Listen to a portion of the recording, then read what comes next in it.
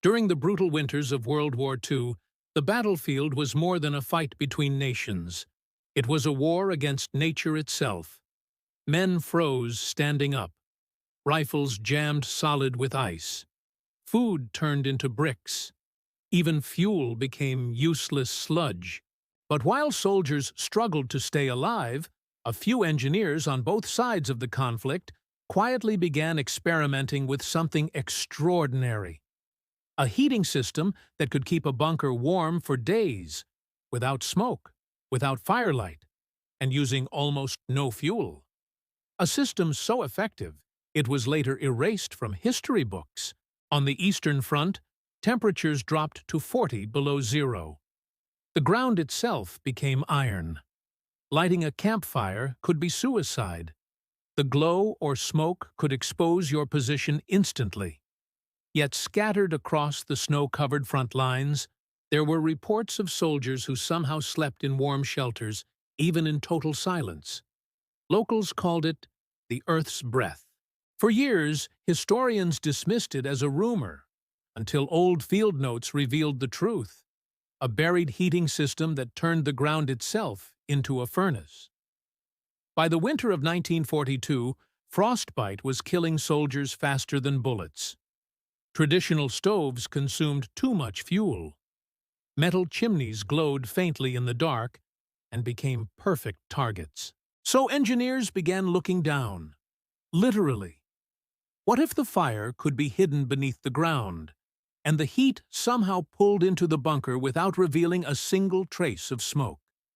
That question gave birth to a forgotten miracle of survival engineering: the thermal trench, a primitive but genius form of subterranean radiant heating. The concept was beautifully simple. A small fire pit or stove was placed outside the bunker, its exhaust channeled into a narrow trench leading underground.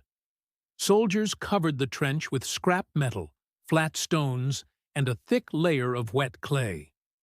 As the hot air and smoke passed through, the earth absorbed the warmth, turning the soil into a giant, slow-releasing heat battery. By the time the smoke exited through a disguised vent, it had cooled enough to be invisible to the human eye. The result? A silent, smokeless heat source that lasted for hours after the fire went out. Without realizing it, those soldiers had created the earliest version of what we now call a rocket mass heater, a system that burns efficiently, stores heat in dense material, and releases it gradually. The clay acted as both filter and insulator. When mixed with sand and ash, it resisted cracking, improved airflow, and trapped warmth. Some even lined the first part of the trench with spent shell casings or metal pipes, which worked as crude heat exchangers. In effect, these soldiers had turned battlefield scraps into one of the most energy-efficient heating systems ever built. But this brilliance came with risk. The thermal trench worked too well.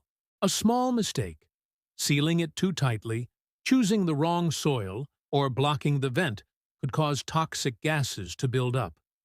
Carbon monoxide, invisible and odorless, could fill a bunker in minutes.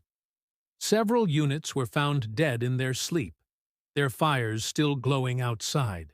Commanders quickly realized the danger. When the war ended, engineers studied the captured notes and decided this was a technique best forgotten. It quietly vanished from official manuals, labeled unsafe for field use.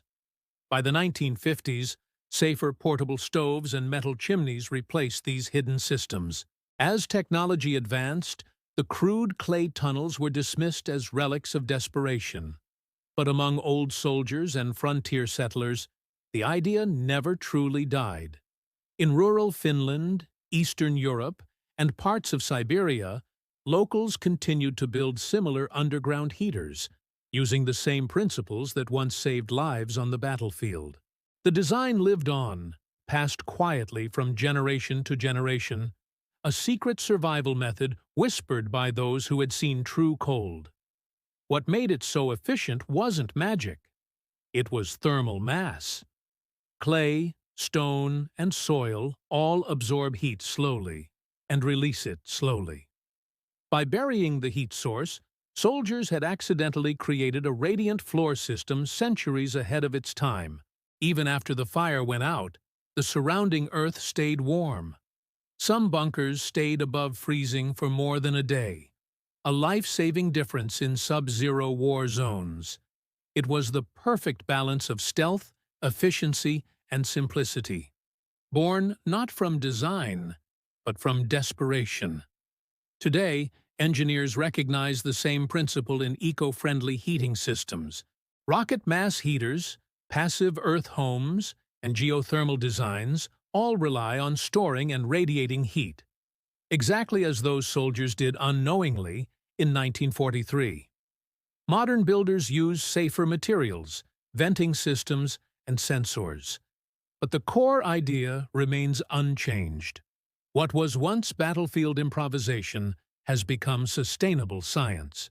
If you ever wanted to recreate this forgotten system, it can be done safely, with the right precautions. Start by digging a shallow trench leading from an external fire pit into your shelter's base. Line it with metal or stone. Seal the top with a clay sand mix, leaving a vent at the far end for exhaust. When heated, the trench becomes a hidden channel of warmth beneath your feet. It's not just a survival hack, it's living history brought back to life. The erased WWII thermal trench wasn't just a heating trick, it was a lesson in human creativity. It showed how, even in the darkest, coldest moments, people can turn necessity into invention. In those buried trenches, soldiers unknowingly rediscovered the same science behind Roman hippocausts and modern radiant floors. War often hides knowledge, but sometimes it also preserves it.